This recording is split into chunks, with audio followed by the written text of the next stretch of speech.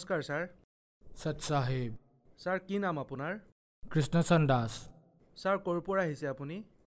ডভৰা, জাহাংগীৰ শাহপুৰ, ছত্তীশগড়। সন্ত ৰামপালদেৱ মহাৰাজৰ পৰা আপুনি নাম দীক্ষা কেতিয়া ল'লে? 9/7/2017। ছাৰ কি কাম কৰে আপুনি? মই ৰাজহ বিভাগত পাটোৱাৰীৰ কাম কৰিছিলোঁ, এতিয়া মই ৰিটায়াৰ্ড। ছাৰ সন্ত ৰামপালদেৱ মহাৰাজৰ পৰা নাম দীক্ষা লোৱাৰ আগতে আপুনি কি ভক্তি সাধনা কৰিছিল? আগতে মই ৰাম, কৃষ্ণৰ, শিৱৰ, দেৱী আৰু গণেশৰ পূজা কৰিছিলোঁ। এইবোৰ কৰিছিলোঁ আৰু নৱৰাত্ৰিৰ ব্ৰতো ৰাখিছিলোঁ, শিৱৰাত্ৰিৰো ৰাখিছিলোঁ আৰু গণেশ চতুৰ্থীৰো ৰাখিছিলোঁ আৰু নৱৰাত্ৰিৰো ৰাখিছিলোঁ। কোনো প্ৰকাৰৰ একো কাম নাহিল, বহুত কষ্ট পালোঁ। একাদশীৰো ব্ৰত ৰাখিছিলোঁ। একাদশী ব্ৰত প্ৰায় 18 বছৰলৈ ৰাখিছিলোঁ। 14 বছৰলৈকে উদযাপন কৰিছিলোঁ। তথাপিও মালিকে পৰমাত্মাৰ প্ৰাপ্তিৰ বাবে কৰিয়ে আছিলোঁ, এইবোৰ এৰা নাছিলোঁ। এইবোৰ কৰাৰ পাছতো জীৱনত বহুত কষ্ট পালোঁ। ইমান ব্ৰত ৰাখিলোঁ, ব্ৰত ৰাখি ৰাখি শৰীৰ দুৰ্বল হৈ গ'ল, ইমান শুকাই গ'ল শৰীৰ। তথাপিও পৰমাত্মাক বিচাৰিছিলোঁ, কিবা নহয় কিবা ভক্তিটো কৰিবই লাগিব, গতিকে কৰি থাকিলোঁ। আগৰ পৰাই মই কবিৰপন্থী আছিলোঁ, চৌকা কৰাওঁ, সকলোবোৰ কৰাওঁ। পৰমাত্মাক বিচাৰিছিলোঁ, বহুত বিচাৰিলোঁ, বহুত কৰিলোঁ। ভিন্ন ধৰণৰ ব্ৰত উপবাস ৰাখিলোঁ। বছৰতে আমি দুয়ো পতি পত্নীয়ে, মোতকৈ বেছি তেওঁৰ হৈছিলে 70-75 দিন, মইতো 50 দিনমানলৈকে কৰিছিলোঁ, ব্ৰত উপবাস ৰাখিছিলোঁ। সেইবাবে শৰীৰ দুৰ্বল হৈ গ'ল। আপুনি কৈছে যে আপুনি বহুত বেছি ভক্তি সাধনা কৰিছিল। তেওঁলোকৰ বহুত গুৰুত্বপূৰ্ণ কথাও ক'লে আপুনি। সমাজৰ লগে লগে আপুনি ভক্তিও কৰি আছিলে। তেন্তে সন্ত ৰামপালদেৱ মহাৰাজৰ শৰণলৈ কিয় আহিলে? হয় ভাই, এসময়ৰ কথা। মোক ভতিজা এজনে ক'লে যে খুৰা, মই আপোনাক এটা অমূল্য বস্তু ভেট কৰিম। মই ক'লোঁ যে কোৱা, কি হয়? বিচাৰোঁৱে কিবা এটা অমূল্য বস্তু। সি মোক জ্ঞান গংগা দিলে, কিতাপ। জ্ঞান গংগা কিতাপখনৰ পদুমৰ ফুলত লিখা আছে, 4টা ধৰ্মৰ আখৰ মিলাই ওমৰ দৰে তাত লিখা আছিলে।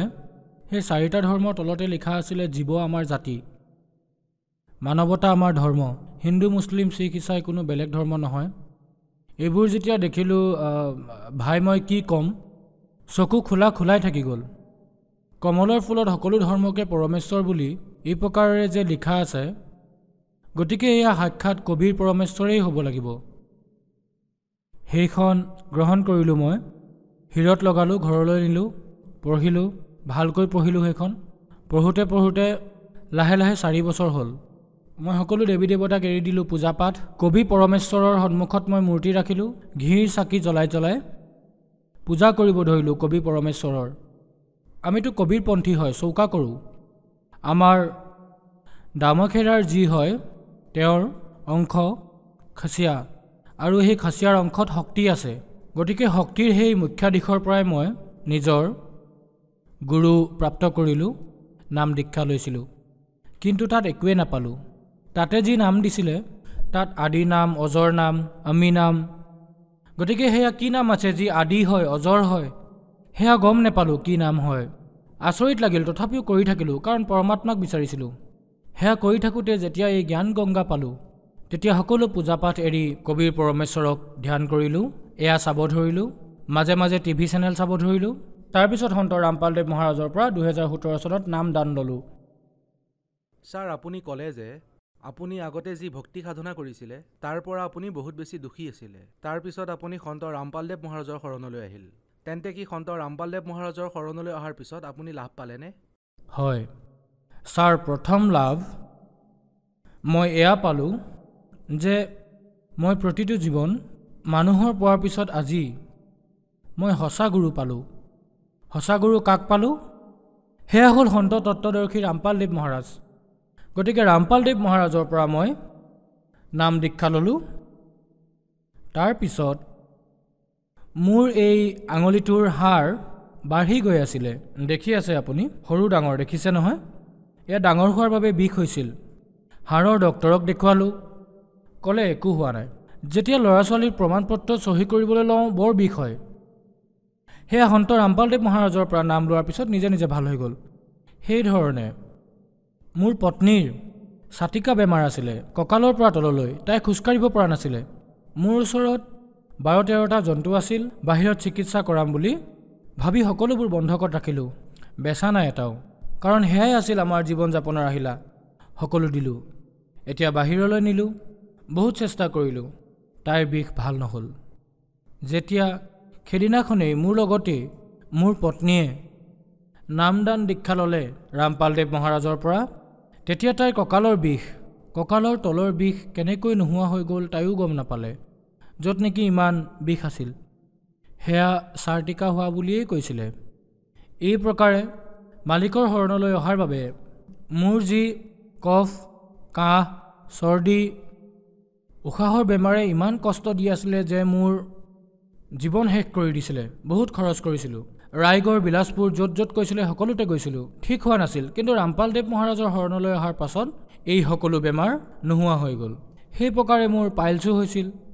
বাৰ হৈছিলে এবাৰ আহিছিলে ঠিক হৈছিলে আকৌ হৈছিলে অলপতে মই ৰামপালদেৱ মহাৰাজৰ ওচৰত প্ৰাৰ্থনা জনাইছিলোঁ সেয়াও এতিয়া ঠিক হৈ গ'ল এই প্ৰকাৰে যিবোৰ মোৰ শাৰীৰিক কষ্ট আছিল লাহে লাহে সেয়াও দূৰ হ'ল মোৰ পত্নীৰ যি চাৰ্টিকা আছিলে সেয়াও দূৰ হৈ গ'ল তেওঁৰ এয়া ৰিপৰ্ট ইয়াত কৈছে যে তেওঁৰ অপাৰেশ্যন কৰাব লাগিব অপাৰেশ্যন কৰোঁতে 60-70 হাজাৰমান খৰচ হ'ব এনেকৈ ক'লে ৰামপালদেৱ মহাৰাজক প্ৰাৰ্থনা জনালোঁ ক'লে ঠিক হৈ যাব ভাল হৈ গ'ল অপাৰেশ্যন কৰাব লগা নহ'ল ছাৰ সন্ত ৰামপালদেৱ মহাৰাজৰ পৰা নাম দীক্ষা লোৱাৰ পিছত আপুনি বহুত লাভ প্ৰাপ্ত কৰিলে গতিকে যিসকল দৰ্শকে আপোনাক আজি টিভিত চাই আছে আৰু তেওঁলোকে সন্ত ৰামপালদেৱ মহাৰাজৰ পৰা নাম দীক্ষা ল'ব বিচাৰে গতিকে কেনেকৈ ল'ব পাৰিব শুনক আজিকালি বহুত সাধন দিছে কিতাপ দিছে কিতাপবোৰ পঢ়ক টিভিটো আহে টিভিৰ চেনেলত তলত হালধীয়া শাৰী এটা আহে তাৰে মোবাইল নাম্বাৰ লিখা থাকে সেয়া নোট কৰি লওক নোট কৰি নিজৰ মুক্তি কল্যাণৰ বাবে তাত ফোন কৰক আৰু ফোন কৰি নিজৰ নাম ঠিকনা সম্পূৰ্ণ দিয়ক য'ৰ পৰা তেওঁৰ ওচৰত যিখনেই আছে সেইখন কেন্দ্ৰৰ নাম কৈ দিয়া হ'ব ওচৰৰ কেন্দ্ৰলৈ গৈ নিজৰ নাম দান লওক আৰু নিজৰ অমূল্য মানৱ জীৱনক মুক্তি কৰাওক ধন্যবাদ ছাৰ সৎ সাহেব